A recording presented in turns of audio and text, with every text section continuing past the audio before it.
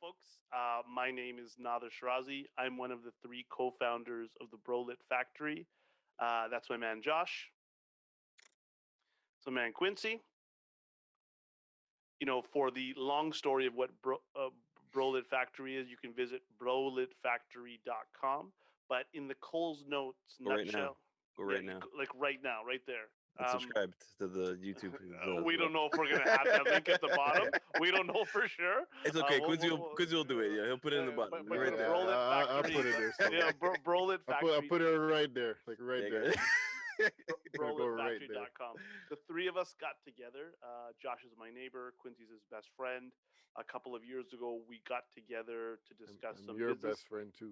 Yeah, Now, absolutely. now we're all best friends. Now we're all best friends. Like Fuck. it's like mafia. You're not leaving this, and we No. all started talking about business ideas, but we actually clicked because it turns out we are all fathers of color who are co-parenting with the mothers of our children. I'm divorced and I've got three children. Josh, Sep, well, just two kids. We never got married. That's just what it is. I just got two kids with some. Yeah. another human Okay. being. Yes. Let's go. Let's just keep it rolling. Keep it Yeah. rolling. I have two kids with two different mothers. So debating dads are a lot of us talking. Some of it will make sense, some of it might not, but it's a sort of fly on the wall look at our lives. Um, Quincy, what is debating dad sort of? What do you hope to get out of it? What do you hope listeners and viewers get out of it? It's kind of hard to find people to relate to within your immediate circle. So when you do have a group of guys with who you can talk to about whatever you're going through, it makes things easier. And I think that's a lot of what debating dads will represent. Josh, some thoughts on what the podcast could mean to you or the people you want to listen to it? Um, I just kind of want to get those the stories and the voice of the guys that never get any credit or get hurt. Our story is the one that no one wants to hear, right? So maybe someone wants to hear it and will, you know, give appreciation to that guy in their life that isn't getting it, you know? All three of us as fathers are part of sort of these fragmented or fractured families where we co-parent with the mothers of our children, even sometimes with aunts and uncles, with grandparents.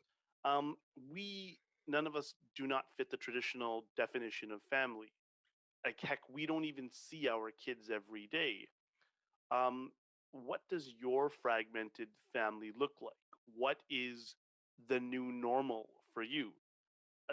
For me, as an example, I have my kids um, Friday to Sunday, and as I say, like that's every weekend.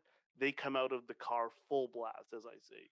But it took me a long time to get used to the fact that I wouldn't be seeing my kids every day. And holidays like Family Day, it's always like a bit of a negotiation. I live at home with my parents and my brother, and all the question is where are the kids going to be on which holiday. So you're always kind of like trading back and forth, Yeah. and that always is an interesting thing where sometimes people are like, oh, you're so lucky, you get all this break, but you also have to process the fact that in a normal situation, or what I thought was normal when I got married and had kids, you would see your kids all the time. That wouldn't be a question. What about you guys? Big misconception is, at least for us, that when we don't have our kids, that we get to kick up our feet and do nothing and just watch TV all day and just do what we want to do. But it's not that simple. You know, we have aspirations as well. We want to get somewhere in life, and whatever we do benefits our children. So even when we don't have them with us, it does not mean that we're not pushing to move ourselves forward. Well, it's a time we got to work harder. We can work harder because we don't have them there, right? I have my daughter basically every other weekend, Friday to Sunday. My son, he's with me he kind of has his own schedule. Sometimes he's with me for like 2 3 months, sometimes a month, sometimes a week. It's all over the place, but I see him very often. And his mom and I, we just have like a good understanding of you know how to how to deal with the situation. We figure something out. I mean, you bump heads here and there, and things don't always go smooth, and there may be some name calling and stress, but that's all part of the situation. In the end of the day, the children are the ones that have to benefit. Josh, has COVID made it harder, easier? Like, how has it been with your life?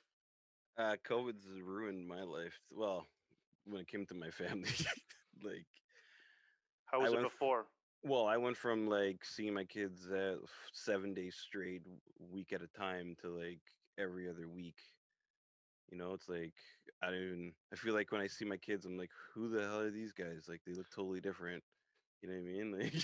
So you used to have Like them 1 week on, 1 week off, and now yeah, yeah. what's We have like when you say we had like a 50-50 split where everything was technically split down the middle, even like custody, I guess you want to call it, or visitations, or I don't know what the hell you want to call it. But it honestly feels like I lost like my family again because like I would have them all the time, like like it just I don't know. And then trying to contact them and like you know it's a problem. I got them phones still that they don't fucking wanna. They're playing games and shit. I don't know what the fuck they're doing. I don't know what they're doing. in this age of digital connection, sometimes how disconnected we can feel. It's like, on one hand, I'm grateful that my elder children have devices, even though there's something problematic about 13 and 10-year-olds having their own iPhones, because I can have a direct line of communication. Yeah. But on the other hand, it can also be very frustrating when you're sending a message and 2 3 days don't go by, you don't hear from your kid. It's like you're dating some chick and you send her a message and she doesn't reply to you and you're like, yo, what the hell? But And I think, just to explain to our audience, it may seem surreal for those who are living with their children all the time, or in a both parents are there. Um, what your mind goes through when it has to accept that it has to kind of switch off. It's kind of like Mighty Morphin Power Rangers. mm, It's like you go from being like, if I was a power, I'd be Billy, definitely the nerd, right? you're And fucking I mean, Zach. I'm Zach right here. Fucking four fingers Zach, bro. which one is Zach again? The Black Ranger. What do you mean? Okay, that's right. We're talking about like the original Rangers, right? Like Yeah, not that new school. Yeah, yeah, bro, I, Zach, the only black guy, the mammoth, bro, the Black yeah, Ranger. yeah. I'll be That's the, right. I'll be Original? the blue one. I'll be the blue guy. No, you're Blue definitely Ranger. gonna be Tom. You're definitely gonna be Tommy No, this Quincy. guy's Tommy guy. You're 100% Tommy. That's Hundred Tommy. percent Tommy. This guy comes Green. in with the fucking whistle.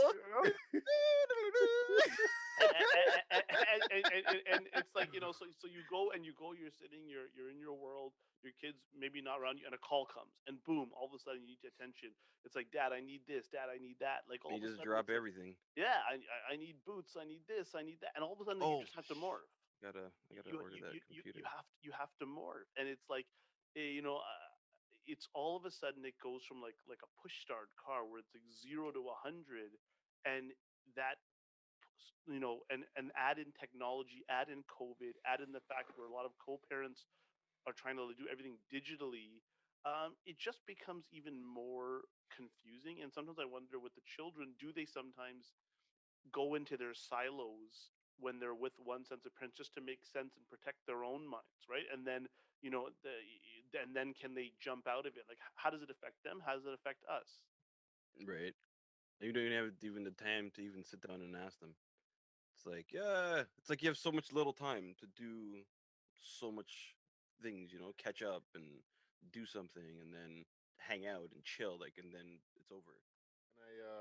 When I get my daughter, right, and we're hanging out, and then she'll be like, "Dad, why don't you buy a house beside mommy?" Ah, And then, you know, I could just walk over and come there all the time. I'm like, well, right. I need to get that money, and then we'll work something out, right? So it's, so that just shows that they do think about it, and it must be strange for them in a way, because I guess when they go to school and they see some of their friends have their parents together all the time, and then to come home and it's like, as much as they are used to parents being in separate household, they do. I think they do eventually begin to think about it, right? I'm literally getting prepared to give my kids like a apology speech just Mm, for not being able to give them what they should have had. You know what I mean? Like it's yeah. I've been thinking about it for a long time just so I sit them down and be like, yo, I'm sorry. Like I should have tried better. I should have tried harder, kind of thing. But I mean, but that is something we all have to do, right? We hmm all will reach that point at some point in their lives. We just basically owe it to them, hmm right? Well, I think it comes to the point of, even though you're not there in the traditional sense, as a to Josh's point about the fathers who do step up and do try to continuously be there, how do you let your kids know that you're there for them even when they're not with you? For me, as an example, both positive but challenging situation. There's a new man in their life, as an example. They have a stepdad, and I know for me personally, my own ego aside, it's knowing how does a child adjust, and you obviously hope and pray. On one hand, your ego's like, no, but on the other hand, you would also want somebody to be a positive influence in their life. Just like as men, if you go into someone else's life, a woman's life, and they have a child, as an example, you'd want to be a positive influence that way. So for me, just to see the mental gymnastics the children do on, like, this is this person, that is that person. I love my dad, I love my mom, and there's somebody new, and they're making space for that person. And it's something that I never had to do, so, because my parents have always been together, but my kids have done. And sometimes I think they adjust faster than we do, even though there's more trauma for them. Because they're forced to adjust, they're more malleable, and the norms set in quicker.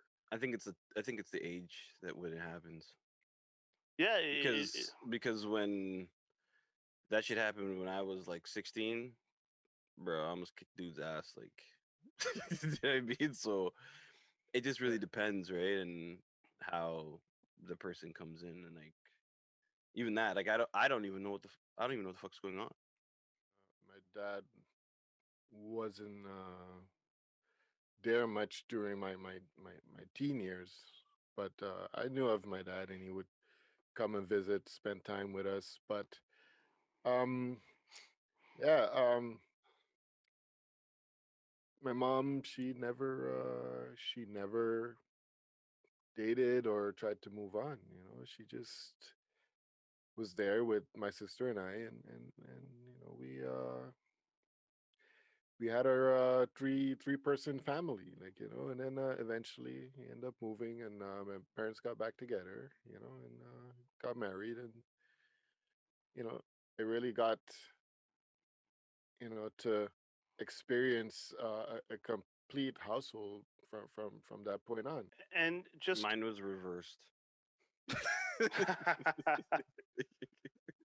elaborate. Well, like my parents were together, and then they weren't, and then I was just young. Like, where's my dad? Just wasn't around.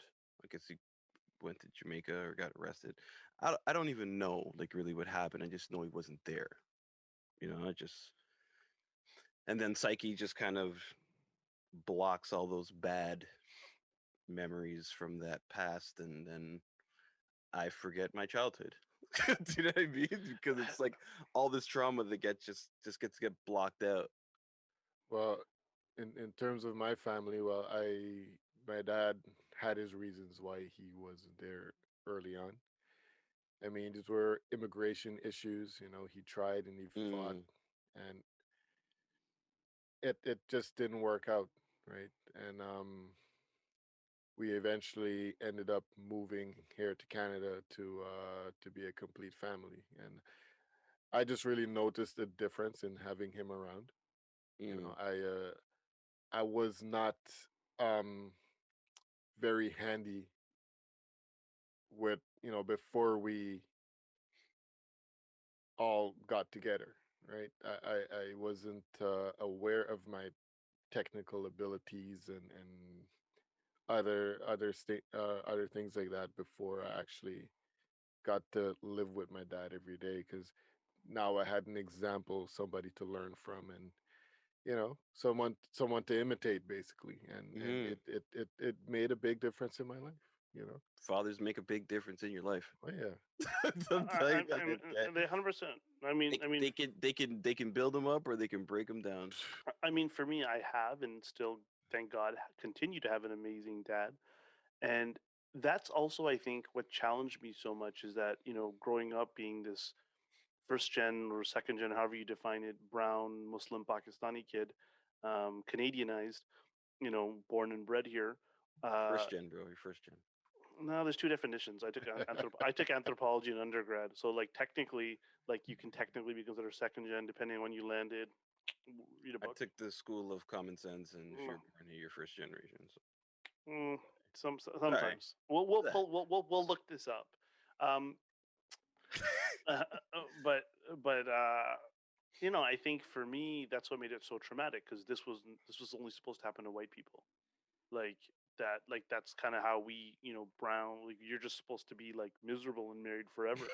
And like as a brown person, 100%, 100%, it's like, and then you come from cultures where the women didn't have much education or much rights, so like what were they gonna do? And so when it happened, everyone's like, yo, what did you do? Like, why don't you put your family, the Humpty Dumpty scenario, right? And like, put it back together, and you're like, all the brown horsemen and all the brown couldn't put that shit back together again. Sorry, it wasn't supposed to be together in the first place. And on top of that, when you have an honest conversation with your ex to be, you're actually like, I don't like I, you. I don't want to be with you anymore. I can't and it's true. And I think this is a part of the fragmentation. It's like, to segue into how do you keep the positive relationship with your children's mother as hard as it's going to be because you've gone through this traumatic split where you have a past, you have a history. They may have been your friend at once, they may have been a lover, a partner, the mother of your children. Your family and friends may not have great vibes towards her anymore, or they may, but the relationship you still have is still a connection because you share children.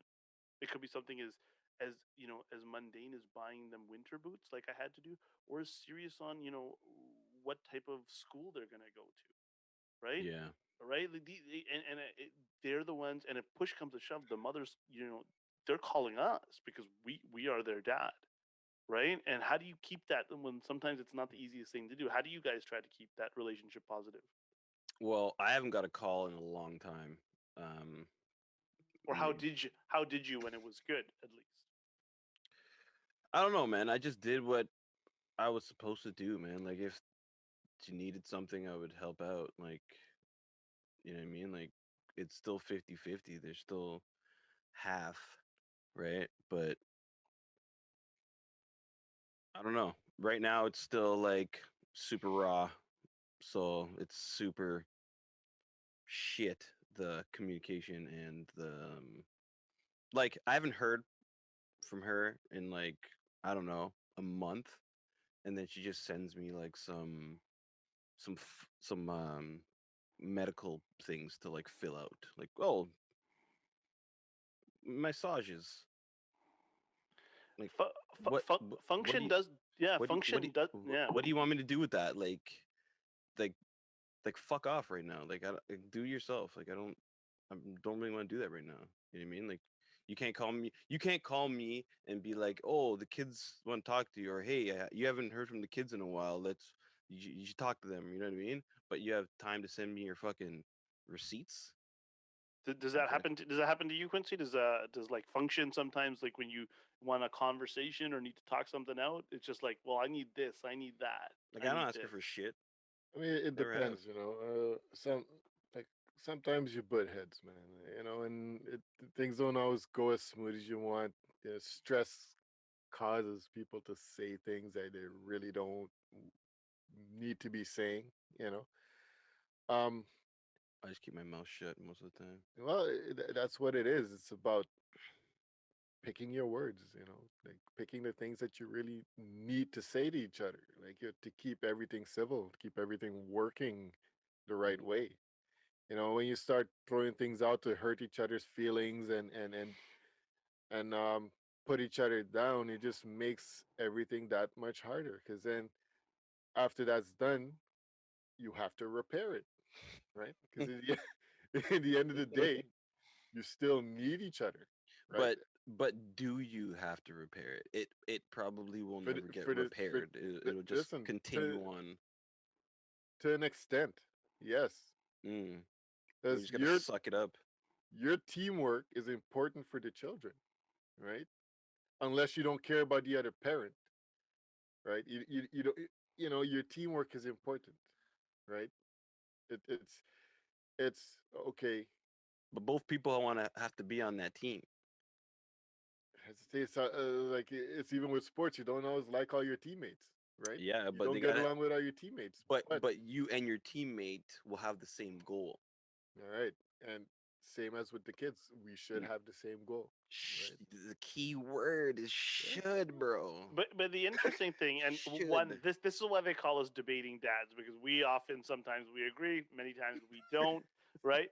But the interesting thing is, conceptually, if you ask, I would say most parents, there are some ones that are like where that are on either ends of the spectrum, like who really don't care. But I would say the mushy middle of those who have children or co-parenting, whether they would say they have the best interest of the child at heart. But the execution of that, Mm, when is so different. Well, I think this is best for them. Well, I think this is best for them. And yep. all of a sudden it spirals down to your past history, and you realize this is why you weren't together. You're not together in the first place. But then you have to really say, okay, what are the compromises we can make?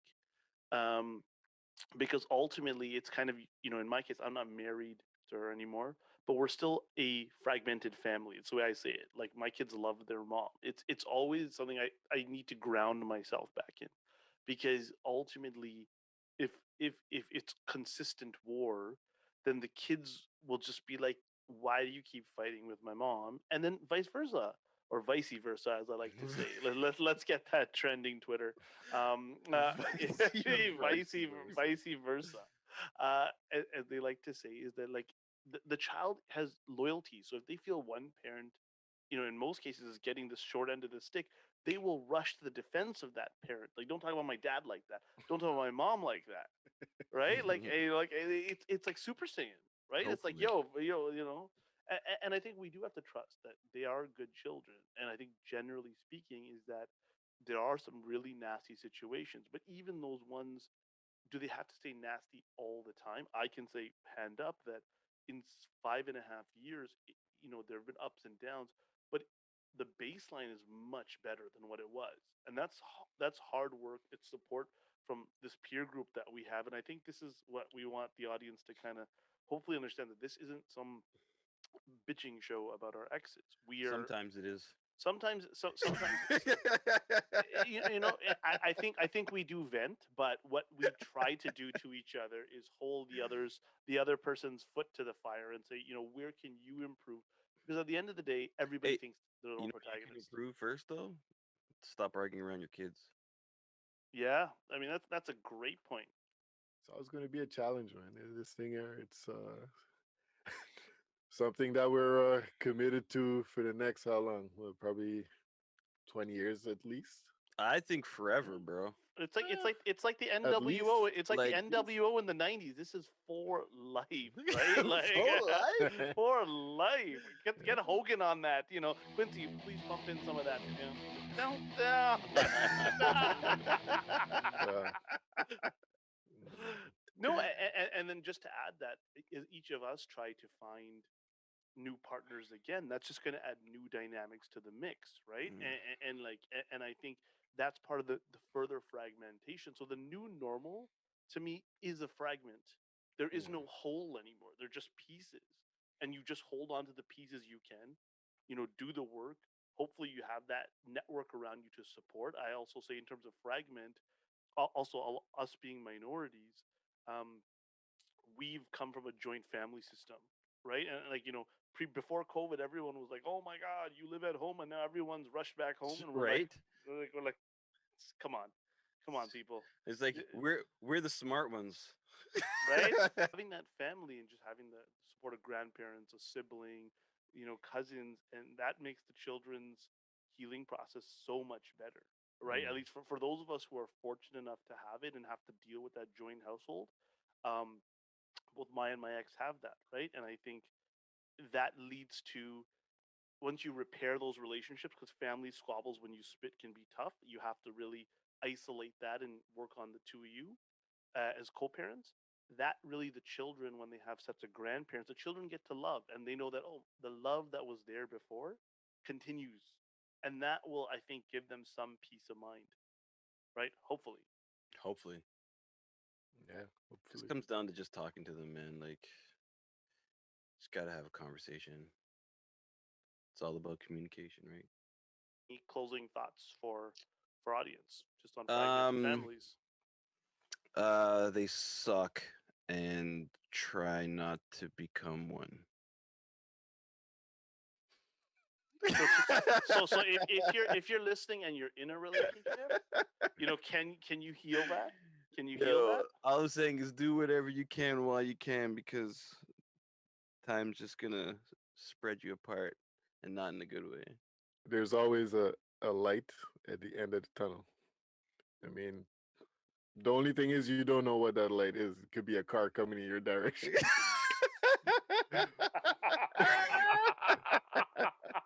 Or it could be a better life. It all Mm, depends on you. that's Depends true. on it depends on where you want to be, and Keep your vibrations high, yeah, high energy. high energy. I guess for me, just to triangulate that, it's that even if you've taken a relationship for granted in the past, the co-parent, the mother of your children, or for with the women listening, the father of your child in our specific cases, um, they're still people. Everybody does have feelings. Nobody is perfect, right? And everybody thinks they're their own protagonist. And if you read somebody else's book, how would you look in their book?